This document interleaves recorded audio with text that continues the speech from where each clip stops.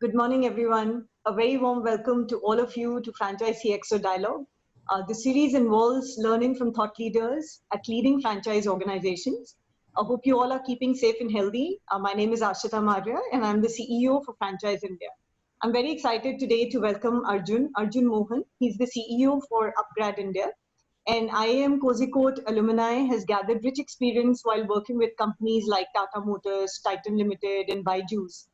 Now with Upgrad, which is an online higher education company. It was founded early in 2015 and has onboarded over 30,000 paid learners and impacted more than 500,000 individuals globally, with an 80% program completion rate. So Upgrad provides online programs in the areas of data sciences, technology, management, law of college students, working professionals, and enterprises. These programs are designed and delivered in collaboration with top-notch universities like IIT Madras, IIT Bangalore, NICA, NMIMS Global Access, Jindal Global Law School, Duke CE, Daikin University, Liverpool John Moores University, and many others. And they have about 150 active channel partners who work with them. We also have with us Mr. Gaurav Maurya. He's the chairman for Franchise India. And he is the one who's highly regarded for his contribution in popularizing franchising in India. So Arjun, I'll start taking this up as, Upgrad is one of the leading edtech companies in India and has grown immensely, in past 5 years. So why don't you take us through, kind of highlights in the journey in past 5 years as to how you started and reached here? Yeah. So you are. I mean, should I say about my journey or Upgrad's journey? Because the both the things kind of intersected on 1st of April this year. I am also new to Upgrad, but yeah, let me just split the question into two parts. Let me first talk about Upgrad because I'm assuming that the viewers will be more interested in knowing that a young company. So this company was founded by Mayank, Falgun, and Ravi. Of course, Ronnie was the chief idea inceptor and the investor and the person who got it all together. These four co-founders started the company. The idea was to work out or focus on higher education of India. They felt that K-12 has a lot of players in edtech, but nobody is really bothered about higher ed. And the problems in higher ed are as deep as the primary or the K-12 education in India.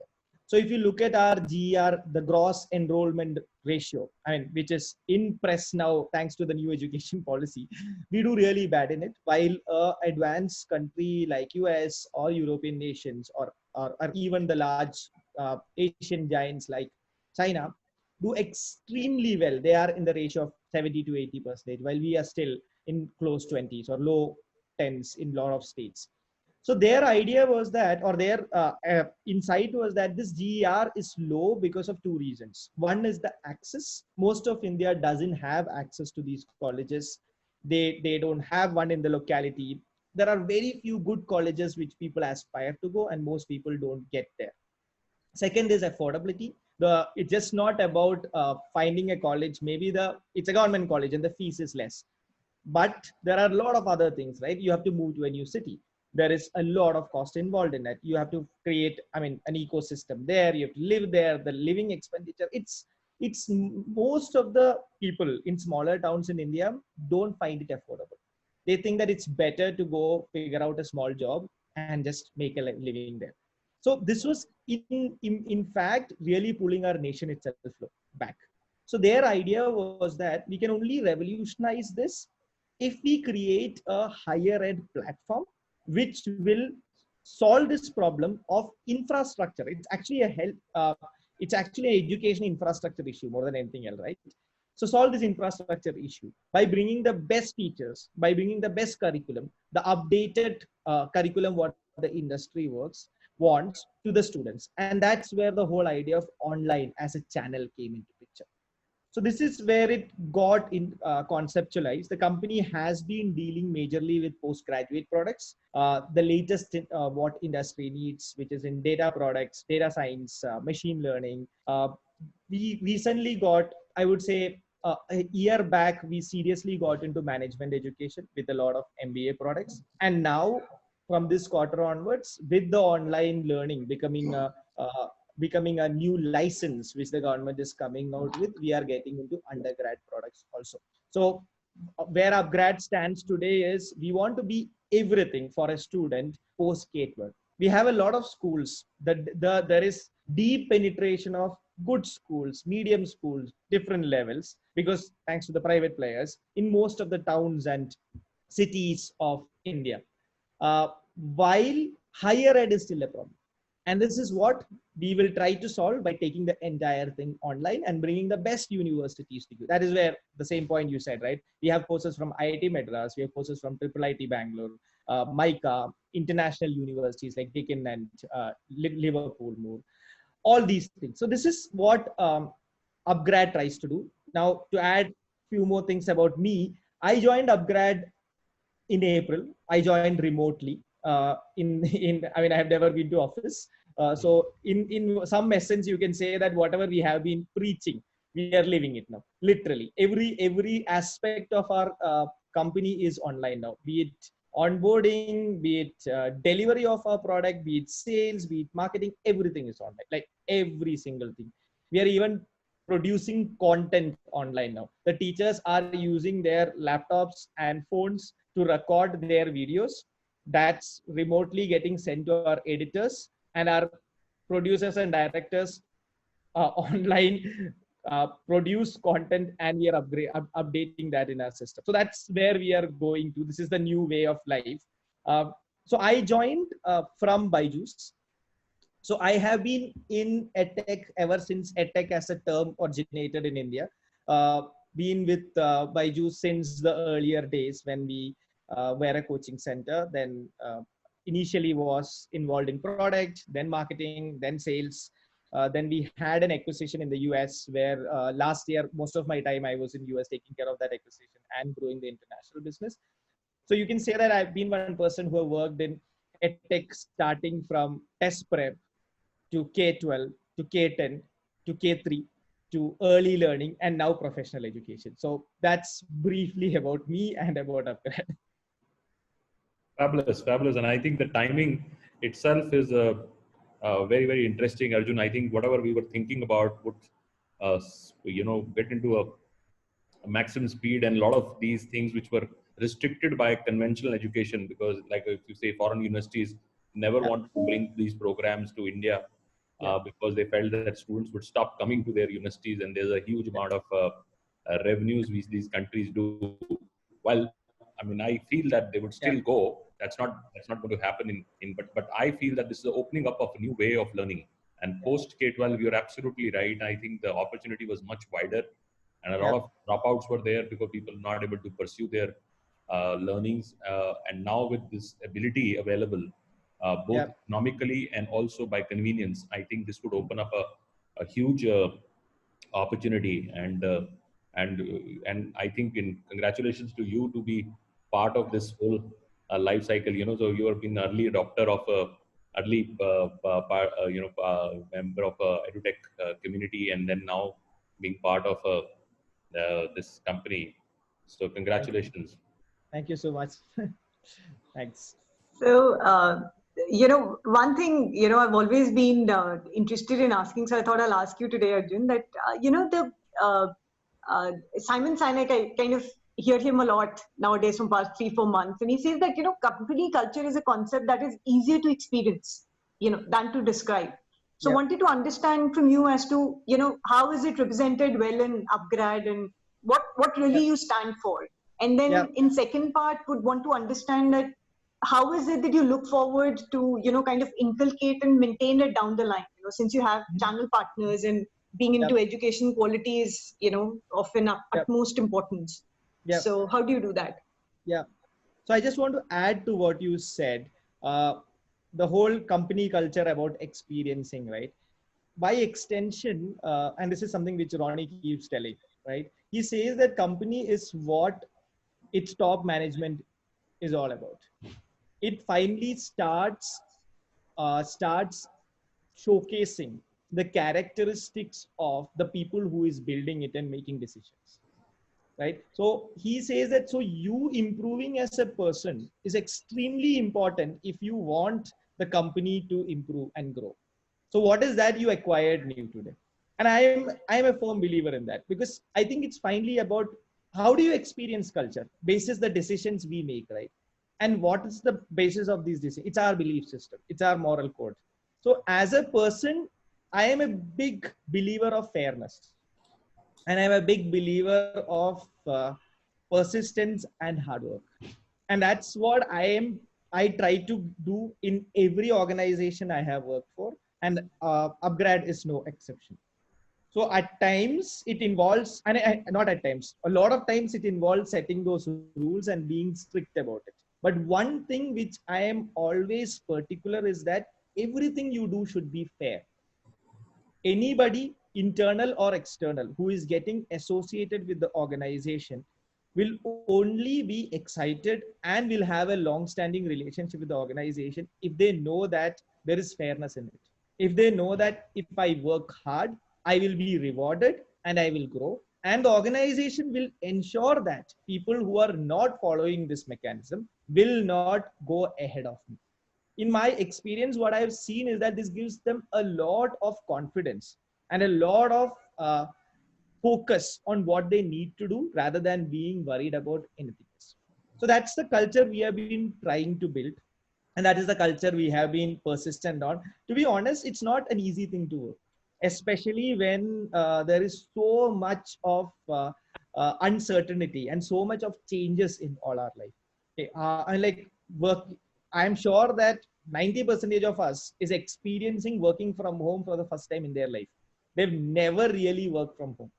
So my dad, he's an auditor. I mean, he's been running his audit firm for so many years. His entire work schedule is that I'll work very hard from office, but evening, 8 o'clock, once I'm home, I will not even discuss work inside home. All those are gone now. I mean, I'm seeing him take Zoom calls from the laptop. So the aspect is that we are finally working with a lot of people who are not used to it. And hence to inculcate this whole idea of work very hard, be efficient, be focused all the time when you're working has been very, very tough. But I think last 4 months we have been over communicating.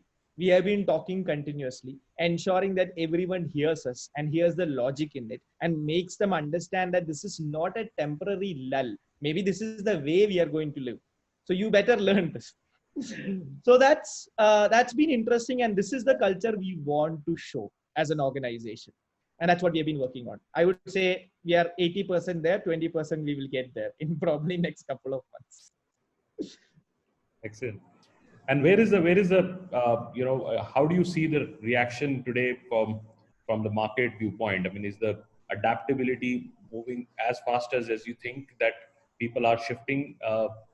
And broader question, I mean, and this should come from you. Do you really see that the conventional education, the kind of infrastructure which is deployed in the education space, especially on the higher education, what is going to happen to that? How are they going to be able to realistically justify that? Because I feel that, and this we have seen in most of the industries, when you deploy too much of capital in one part of the conventional way of doing it, and it starts disrupting, everybody wants to hold it on.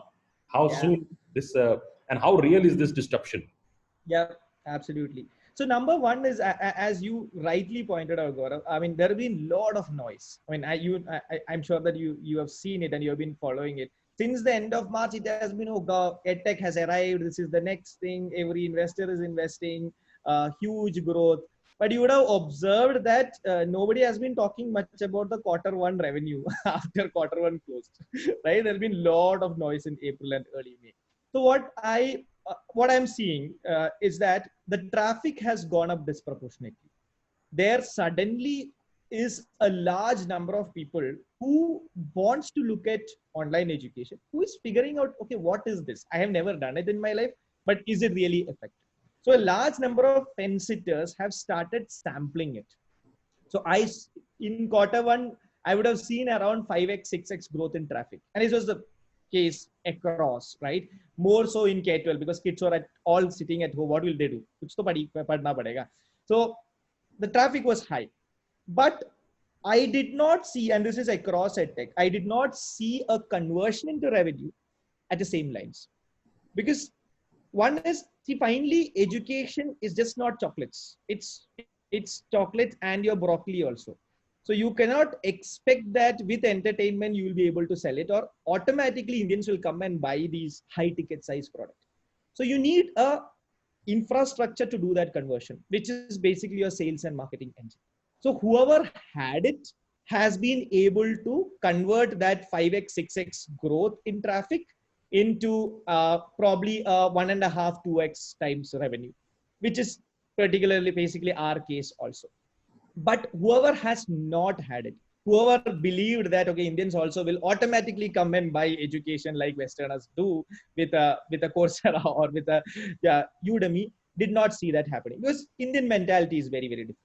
So the point I'm trying to stress here is that, yes, there is a huge uptick in people who are now looking at this as a option, but the uncertainty has not really converted a lot of them into paying customers. They are either sampling a free product or taking a subscription, which will be probably a month or two. So my hypothesis is that you have to be continuously on it. You have to talk to them. You have to send them the update. You have to tell them that what is this going to be. You have to offer them features which they think is important. The eventual conversion happened. So I was looking at the last month's conversion. I saw that almost 20% of the customers who converted were customers who came to our platform in March. So it actually took almost 4 months for the conversion to happen.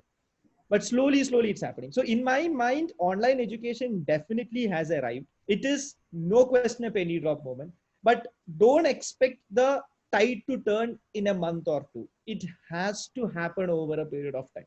The growth definitely has improved, but it's a regular process. Now coming to the second question, and this is where the entire thing is, right? Whenever you invest so much of money, disruption is something you are scared of. And nothing against the offline. It is, I think there are certain aspects of offline which cannot be mimicked in online. So where I'm seeing the world going is that I would expect it to become a hybrid system. I would expect learn while you earn to become a very, very viable proposition going forward. See what I see, if I'm just being a little philosophical here and digressing a bit, if you look at the whole idea of education in India, right, it is about life transformation. In India, we don't follow a Western philosophy of knowing for knowledge, right? It is about, okay, I will get a job, my life will change, I will be successful. That is what people think about. So online education, the problem so far has been the whole acceptability at an employer level. Now I'm seeing there a huge change happening, especially with people like us doing a direct integration with industry. So my guess is that as and when that changes, the learn while you earn will take off in a big manner. Still, they would want to go to universities, use those infrastructure. It may evolve into a hybrid model. But suddenly people have started realizing that this is really worth it. I don't really need to take a break for a few years to go and do it. So this is where I'm seeing. But of course, there will be a lot of agents against this change. We will see where it goes. Yeah, and very well thought. And I think another area which I think there would be conversions of, there was a very clearly, so to say, one was a credible content and which was coming from these, so to say, universities and colleges and professors and lot of these people who were generating a lot of good content. And then there were platforms which were really more Correct. sales engine or acquisition engine. Yeah. There would be a bit of conversions also, I see, which would happen now, because and there also might be other way around in terms of a lot of these content creators also might like to aggregate themselves and try to see some value creation. And because I think so any views you have on that? I mean, how does this conversions would happen? So what's happening today is that platforms, in India at least, or what I have seen is that the biggest of and the most successful companies in India, even on the online space, has not just been platforms. Along with platforms, they also owned content. content owning has been a very, very important aspect of the success of these products here. And that's also because the valuation game where content gets a lot of value more than just being a distributor. It's a high margin game. So where I'm seeing evolution now happening is, and it's a platform will grow only if they own the content. They may open it up to influencers, like the way a TikTok became so popular with so much of influence, or a YouTube or Instagram became. I will expect some of the superstar, rock star educationists today becoming actual content creators. But it's need to be seen whether they will own that content or the content will be owned by these aggregators. Because for them, right, their valuations are very closely related to the fact that they own this content. So this is where I like to call it as the unacademy phenomenon. Okay, an academy is successful today because they own most of the content. It's no longer an open platform, right? So I would see things moving in that direction. It's very important that the content is with the platform. Absolutely, and I think that's very, very well said.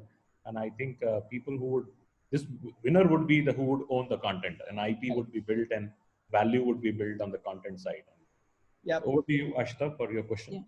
So, so just taking this thing further, it means that, you would also have to make clear-cut choices, as to how to compete, with whom to compete, or whom to service, what kind of courses should be there to, because obviously the professional courses would be, as per the category. So how have you made those choices so far? And is there anything that you look forward to do more in that space?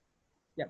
So I personally, what I do is I just listen to one set of people, which is the customer. Okay, my entire strategy is around this one individual called my target customer, who today is a working professional, early years, few years of experience, looking at again, I told you, right, a life transformational change. It could be a career acceleration, career progression, or doing better in his job, things like that. So I always try to listen to what that guy wants, right? So the way we operate is that good part about Upgrad is that we have a large sales team who talks to them literally and converts them. So the way I see is I try to summarize the conversation this customer is doing. And these are always in-depth conversation because the customer talks to the counselor, right? Always it's about what my aspirations are, what my fears are, how will you help me, how will I be? So it gives you a lot of insight. So the decisions on the courses we are going to launch, the decisions on the segments we are going to compete in or target has always been about what this customer wants. Even the platforms we will be present in has been largely defined by this customer. I mean, the whole idea of should I do a hybrid course is also going to be defined by this customer. If the customer wants to do that, we'll figure it out. So that's how I like to see it, because otherwise you'll get confused. If you start chasing a competitor saying that, okay, this guy seems to be doing well, now let me go and do things which he's trying to do, it doesn't work. It just doesn't work. So I would like to completely focus on my customer and see what he wants or she wants and then deliver to them. So this is how, it's very simple. Sure. Interesting. So how, so understandably, you've got about, 150 channel partners. So how this, whole thing, which happened just, since March till now, so things have changed, how it has really impacted in terms of expectations of a consumer from Upgrad, and how do you transfer that to your partners? Correct. So I'll just explain to you also, I mean, before we started, we were chatting about it, that it is a very recent thing that we have started tying up with channel partners and franchisees. I'll also tell you the reason for that, right? The reason is again, the consumer. So what I observed is that when the pandemic struck, or maybe last year itself, late last year, I saw a large surge in the number of customers coming to us from smaller cities. The smaller city could be a Trichy, could be a, I won't say Indore, could be a Sagar, could be a Rohtak, all these upcoming, I call it as the emerging India, right? And there has been a large surge of customers coming from that. And I have worked with these customers when I was in Byju's also, right? My bet in education always has been that in a metro, the kids have got a lot of options. But online is a flattening idea for that kid in a tier 3 city or a tier 2 city. So my focus always has been there. And I saw this happening in working professionals, in upskilling also, especially after COVID started.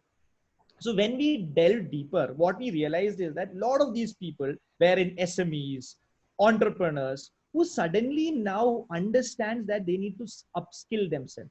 Then only will they be able to survive in this online world. I mean, there are companies which runs retail stores in smaller towns. The business runs into crores, but they still don't know how to do a e-commerce portal. They are all thinking about how to go to the next step. Now, and I told you, right, there's a surge, but the conversion has been bad. So when we delve deeper, when we spoke to this customer, we understand that there is a huge trust deficit, right? And the trust deficit will disappear, especially when there is touch and feel. When someone you know or someone you regard as your own is talking to you about this product and convincing you. So the answer to that obviously was, one, I expand and create what I did in Byju's, like 100 offices, have sales guys in every town possible, locals they recruited from there, trained by us. He will go to the homes of the customer and close the sale. Or second option is, there is a large potential channel partners and franchisee networks created by colleges over a period of many, many years. And now with the pandemic coming, those guys don't have any way to do business now, because most colleges don't even know when they will open. Or if there's an admission also, will that be online admission or offline admission? So I thought that why would I really go and hire? Rather work with these people who have got the experience and who can bring in that local connect. So this is where the whole idea or thought process of channel partners came in. Again, completely focused on the customer. So in last 2-3 months, we spoke to a lot of these channel partners. We explained to them what our product is, the delivery is. I am surprised at the speed at which they came on board. They were all ready to get the trainings done in a system like this, Zoom systems. We gave them our CRM's access. We created new CRM products with them. We created rules and incentive structure wherein everything was clearly put in place. What will be the percentage when, if you are bringing the lead, if I am giving the lead, all those sort of things. In no time, we were live. Still, of course, it's an iterative process. They are all learning, talking, all these things are happening. But this has been the idea. Now, always one thing which I have taken or which I have always believed in is that I literally look at them as partners. I think that there is only long-term sustainability in this business if with us, they also make money. Right? So we are clearly focused on that. We want only people who are really serious about business coming to us, because we will expect them to work very hard. But we will ensure that, like the way we reward our sales team, they will also be rewarded. And I told you the whole idea of fairness, which I believe in. This is how we have been going out. The feedback has been quite good.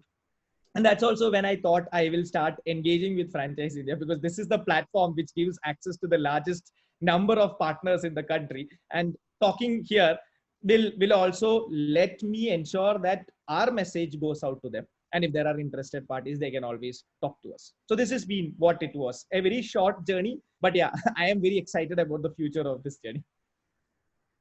Absolutely. And I think they also can be your, so to say, influencers in their own zones. And I think it's a perfect time to really go out, because this whole franchise program, which is a low cost kind of a model which you have, I think it has a much bigger opportunity. This whole micro entrepreneurship would rise the maximum in these times, because a lot of people have been displaced and they're moved out of their past careers and so on and so forth. So a lot of people are looking at opportunity, and I genuinely feel it's a good service also.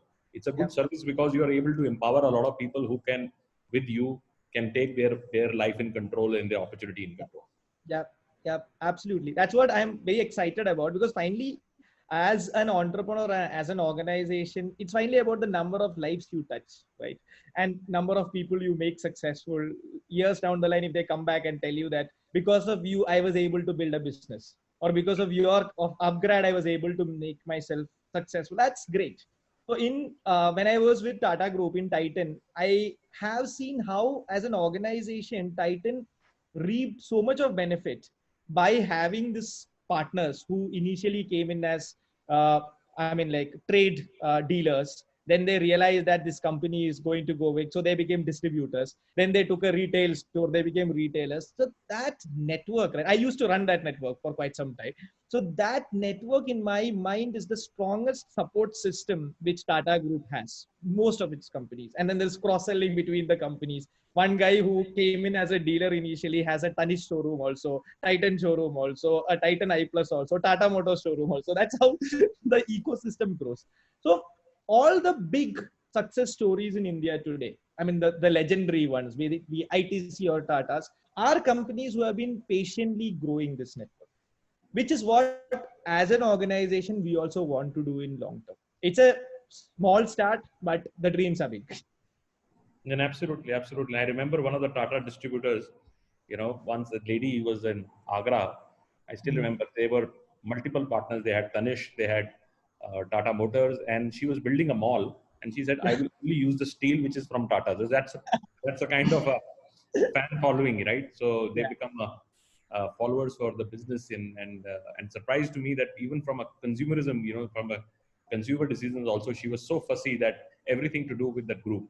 So it's the value of a greater partnerships. And Yeah, absolutely, absolutely, and that's also because the group is very fair. Okay, now a lot of things would have changed, but always the group has been fair, and you need that. If you support them in times of tough times, they will support you in your tough times. That is how it is. Yeah, true. So how is it, so we understand that, it's largely centralized, when it comes to content disbursement to the consumers. So how is it standardized, and how do you measure it from a consumer standpoint? And what is so I understand, if a professional does one course, I'm just thinking from a, partner point of view, that if I have somebody who's doing one course, is it likable that he would do another course, or what is the duration in which he can come back, or how do you measure that? Yeah. So that's so first of all, one of the things which we do a lot as an organization is that we ensure that the engagement on our learning of our learners is very, very high. So I think you also stated that statistics, right? We have around 85% conversion rate. And sorry, not conversion, completion rate. So when I say completion rate, 85% of the people who come in with us complete their course in the predefined time, because it's university run programs, right? There is a time that within this time you have to complete so many credits. So they complete it, they get the certificate, they get the degree, right?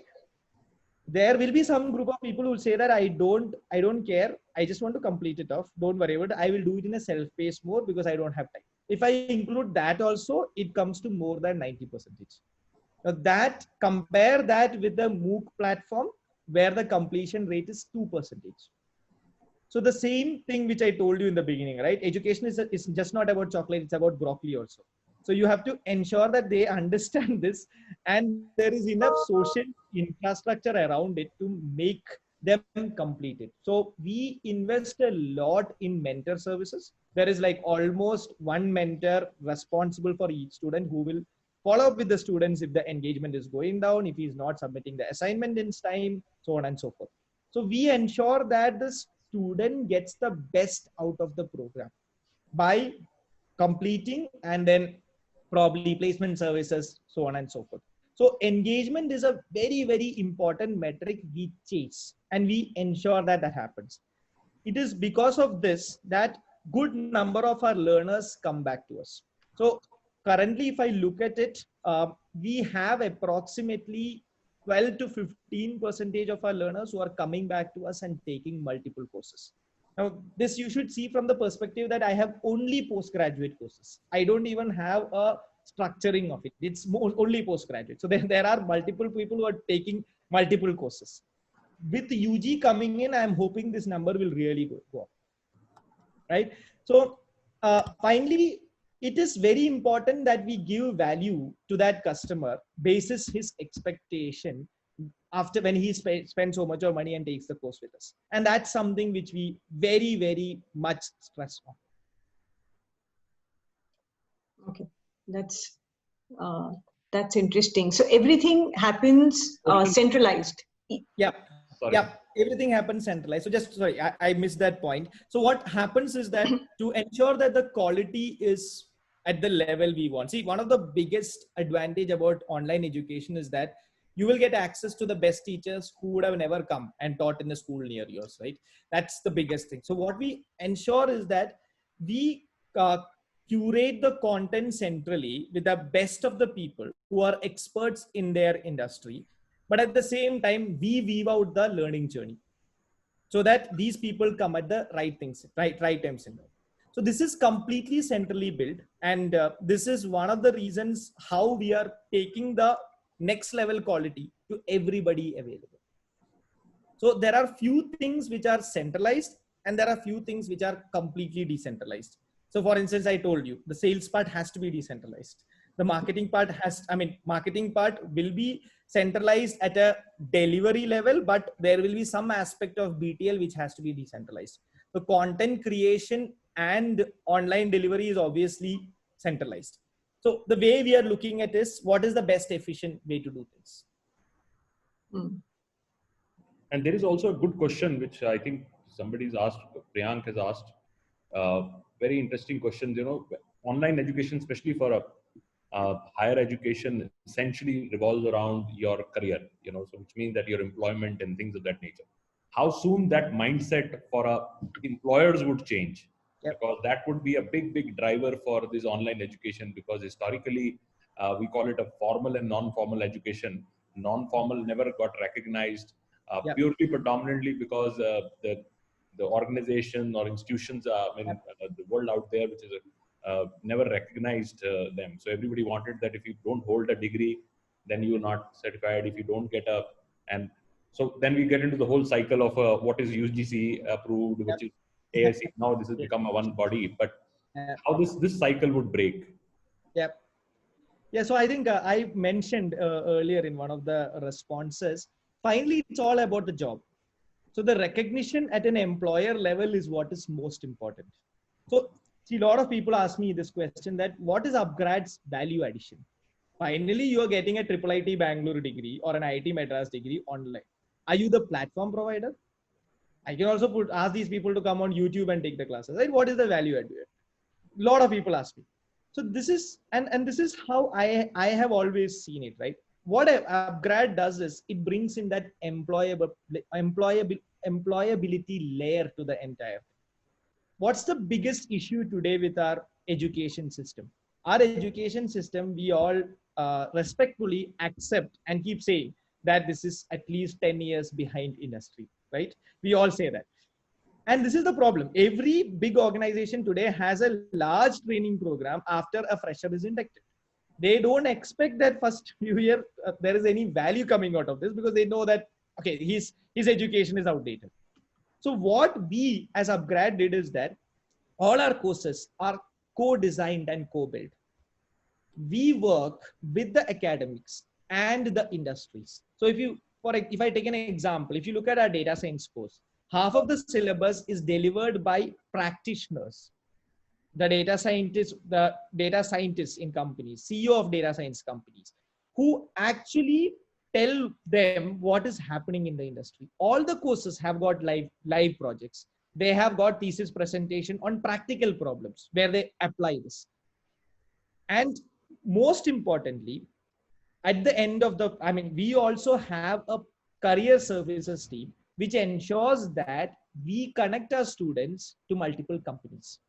So the CVs, the companies which collaborate with us, we share the CVs and we get interview opportunities for people whom they like to. Giving the placement is finally their prerogative, but we ensure that the person is skilled enough to be recruited by a company which is in that specialization, both from the perspective of hard skills and soft skills. And from the company's perspective, they are ready from day one. So we will be literally the only online education company in India today which has an alumni office.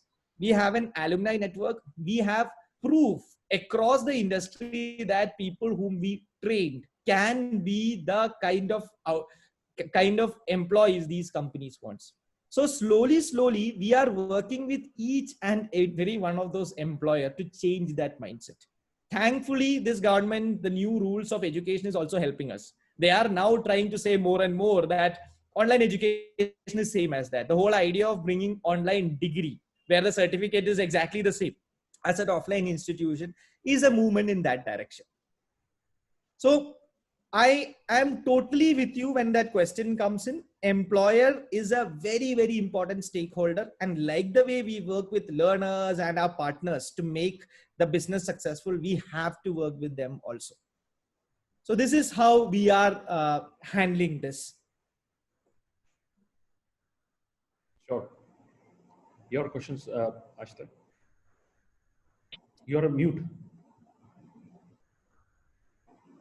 Sorry. So, this is interesting, that, the acceptability, and I think the practical aspect of actually using what you've learned is something that our government is also promoting nowadays. And I think it's well effective. Yeah. As an employer, I can tell you skill is over even the certification, once we hire the people. So yeah, I go by that. So, Arjun, taking this forward, understandably that you've been, in past in touch with the channel partners or franchisees for the existing companies. What are so-called, the best practices that you look forward to follow for your relationships here? And is there anything, that you have been working with for them that, takes the journey smoothly with them, that helps them also to grow and to get consumers on board? Yeah. So two aspects which I've observed. So one thing is, what I want to do with them is maintain transparency. I want to, so what we have done so far is that we have basically our communication with them is clear. This is what you need to do and this is what I will do it. Some channel partners will find it not very, will find it not good enough for them, but that we are fine. We want to play by the rules and we want to play by the rules we agree to.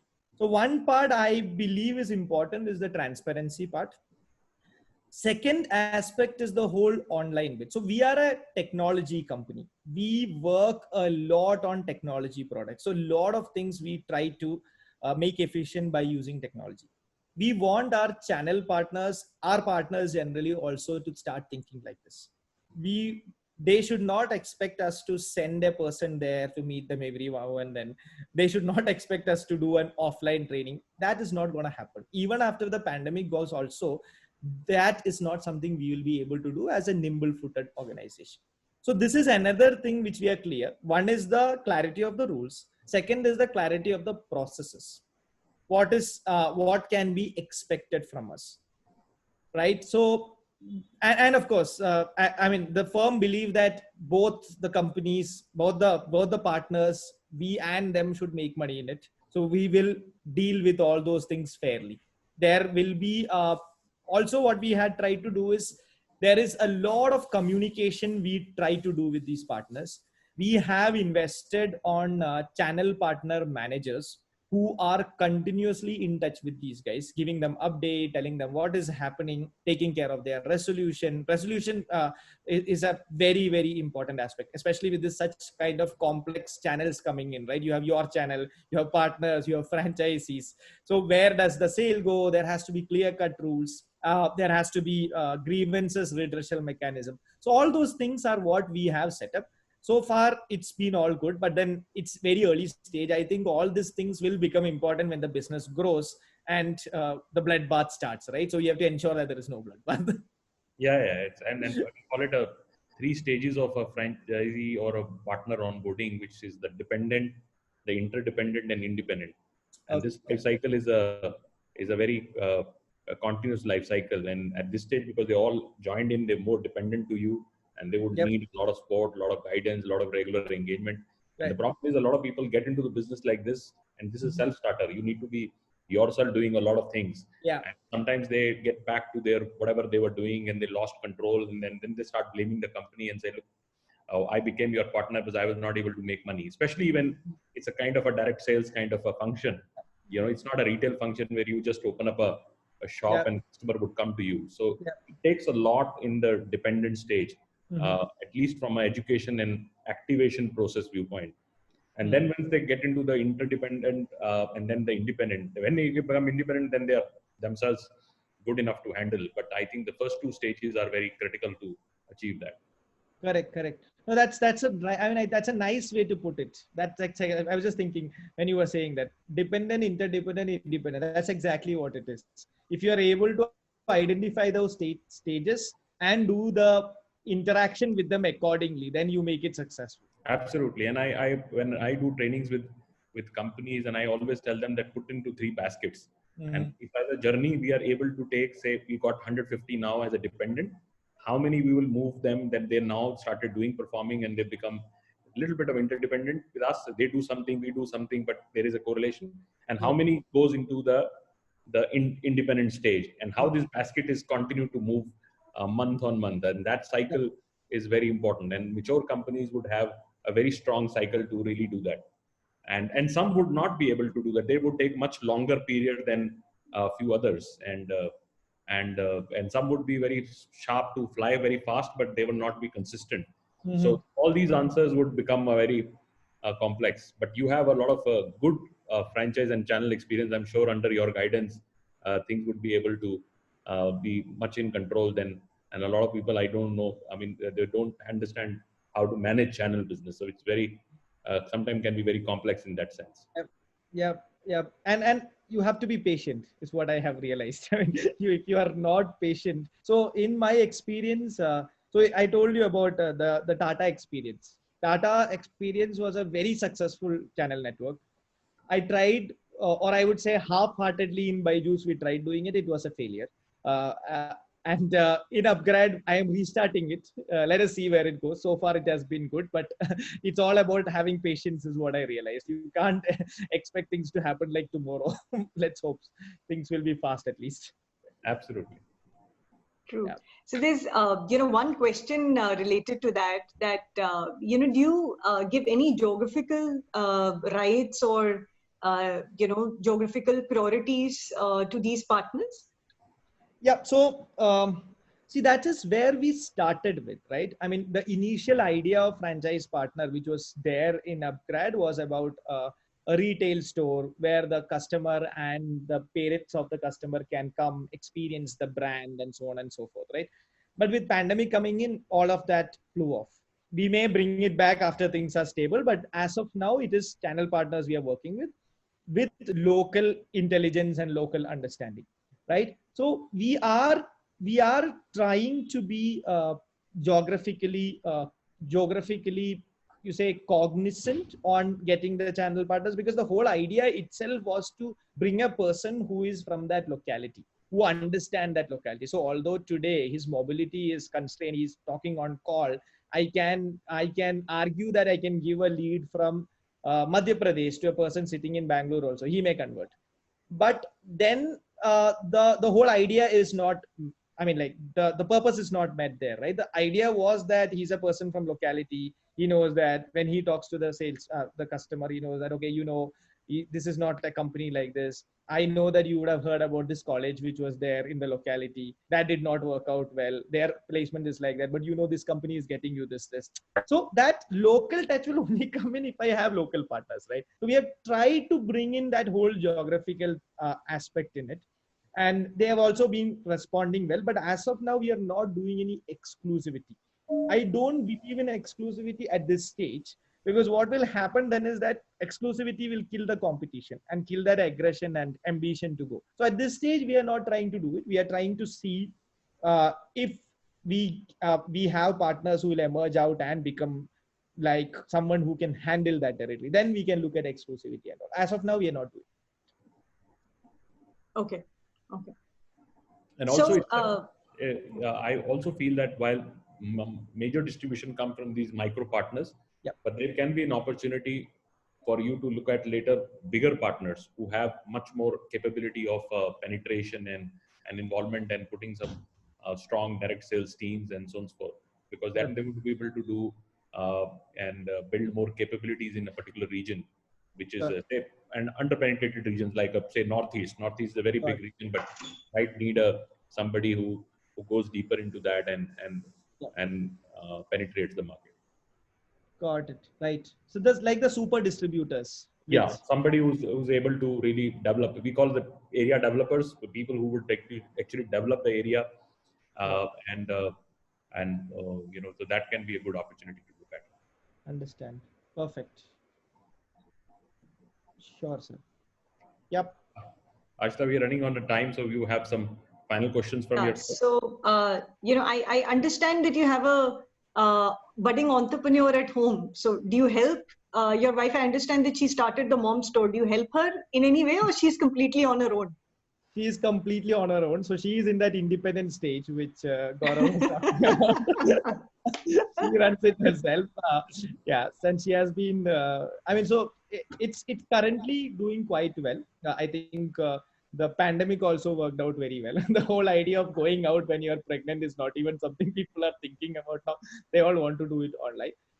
So business side, the growth is great. What she is also working now is developing a supplier network, because we are very clear that finally it will become a successful business if we have people in India manufacturing these products.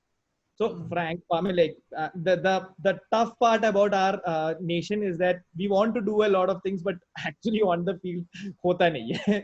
There are hardly any of these SMEs who are able to do these things. There is so much of issue with credit.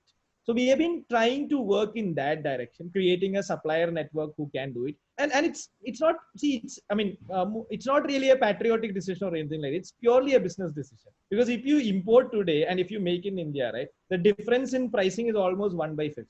So it makes a lot of sense to invest and make these supplier networks in that. So that is the focus now.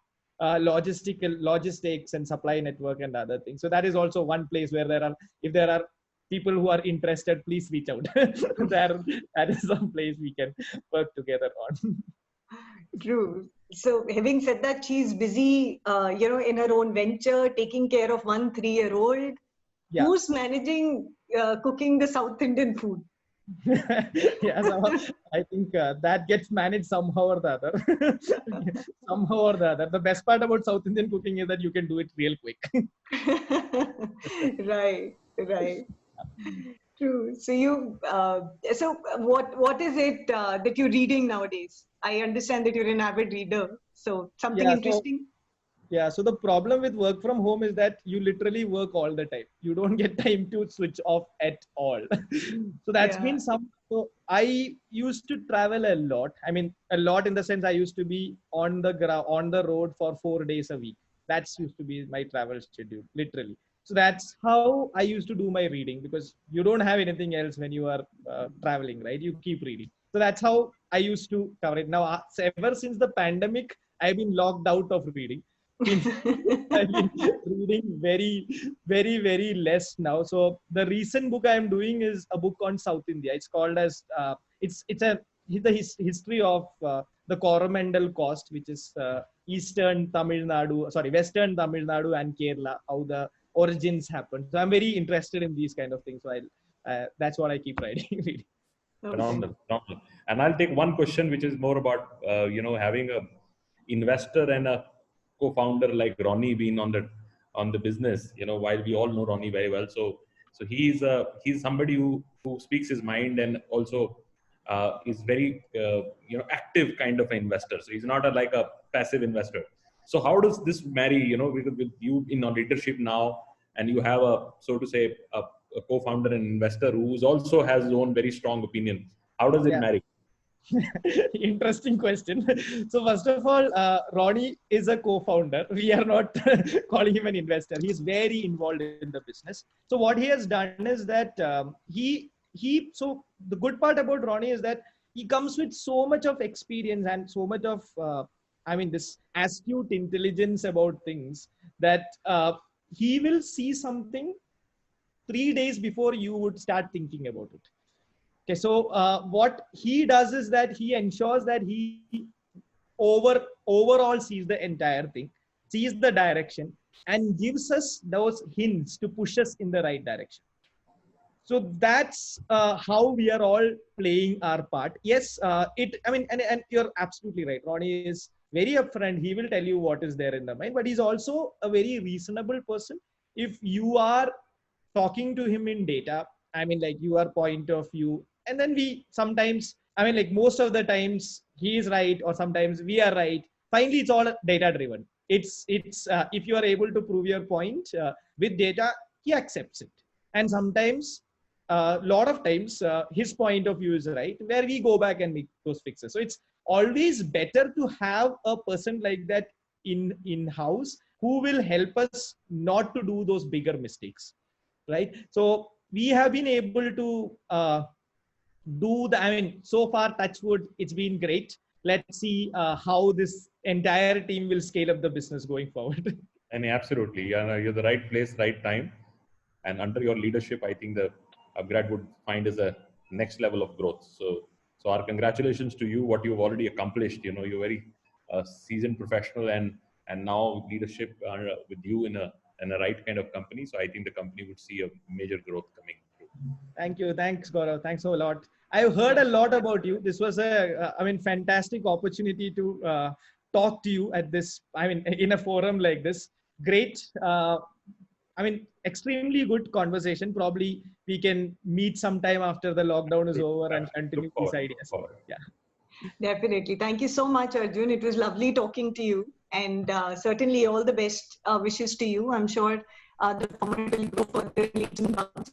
So great. It was a great conversation, and thank you so much for your time. Thanks, Ashita. Great talking to you. I mean, fantastic here. Thanks so much. Thank you. Have a good day. Bye-bye. Yeah. Thanks. Yeah, you too. Thank you. Bye-bye. Bye.